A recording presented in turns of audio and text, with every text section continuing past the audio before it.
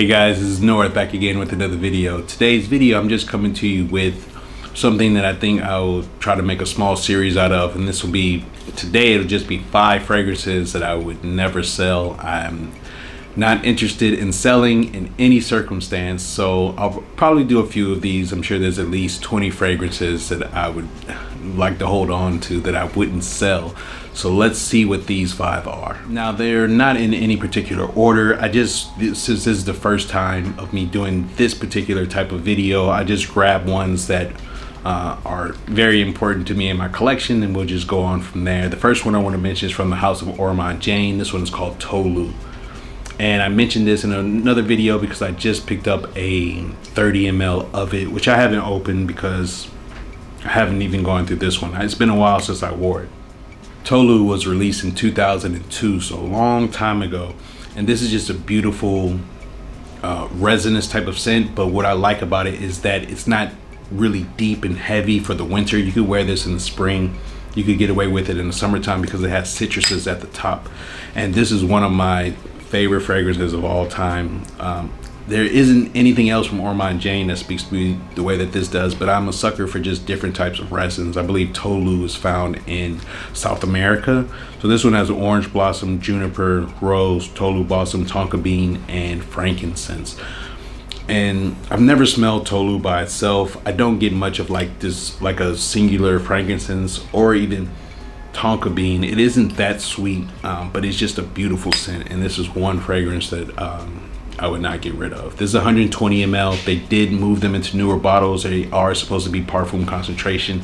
I smelled it briefly when I was in one of the shops, and it wasn't any, on first initial impression, there wasn't anything that made it different and made it a must buy for me. Maybe if you don't own Tolu, maybe you can go with the parfum.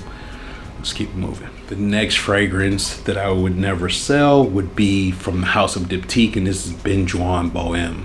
Diptyque used to be my favorite fragrance house. I used to have so many from them. Now I don't have as many. I have about 3 fragrances, and this one I remember I wanted it so bad after watching the perfume guys list of benzoin fragrances, and I believe this may have been at the top. I still love this fragrance. This is sweeter than some of the other offerings that have benzoin prominently at the top.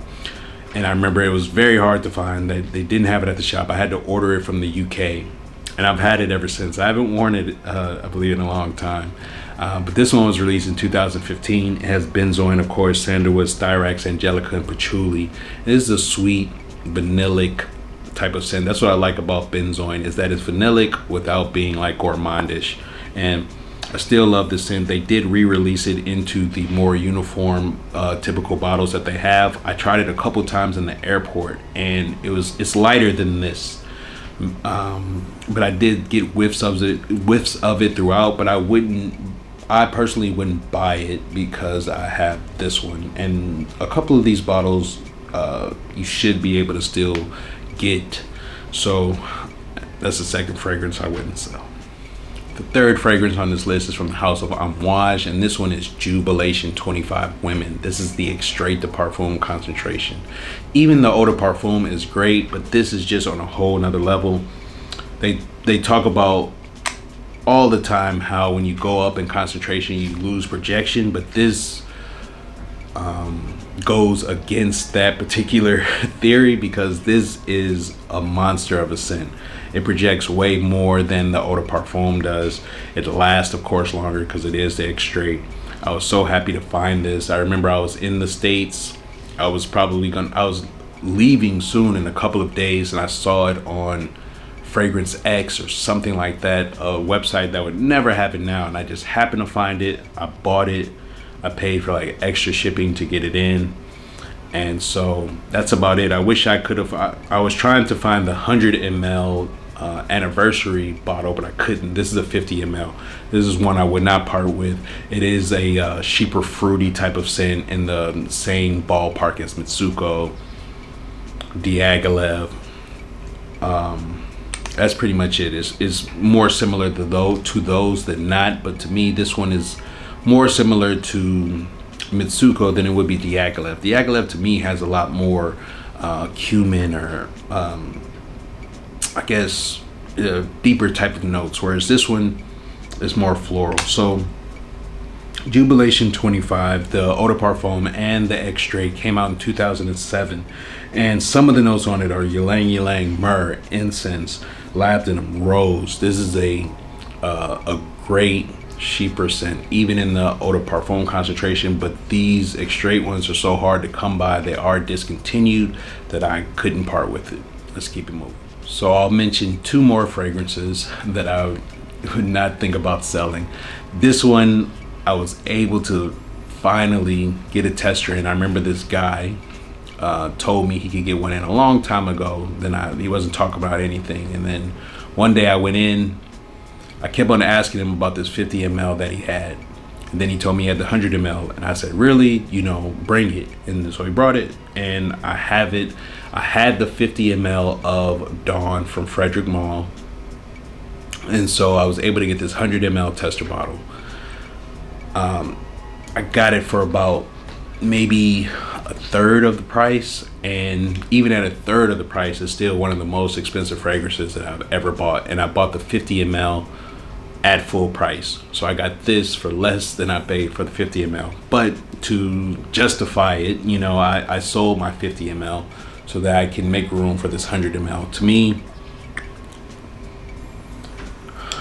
it's very expensive, but incense fragrances were like my favorite genre, especially coming into the fragrance journey. If you look through my channel, I have like 2, 3, 4 videos just dedicated to incense-based fragrances, top 10. I did a whole month where I only wore incense-based fragrances. I don't have the majority of them now because you get a lot of the same things from them. This is probably the most unique and just quality incense-based fragrance. It hits it on every note. I don't have a better quality incense fragrance than this. Does it justify the price? Things are only worth what you're willing to pay for them. If I had $1,500, if I was rich and I wanted to get the best incense-based fragrance, I would go with Dawn. There are other alternatives that I think are great, like Bulgari's Tigar, even Incense Avignon. I wouldn't say Beaux d'Encens, but some of the other incense ones that are discontinued are great. But to me, this one is the best because it has like this manliness to it. And it also has the incense, it has the oud, but you get that frankincense in it that you don't get from other fragrances. It's like he really, when they say they give them like an unlimited budget, you could tell that they put that budget into this particular fragrance. Now, Dawn was released in 2018, and this one has pink pepper, rose, frankincense, labdanum, oud, of course, oak moss. It even has ambroxan in it, and this is just the most beautiful incense spray fragrance that I own. And all of the desert gem lines, they're all monstrous scents. They all last a very long time because all of them are quite expensive, even the cheaper of the two. Now there's 5, but that's it.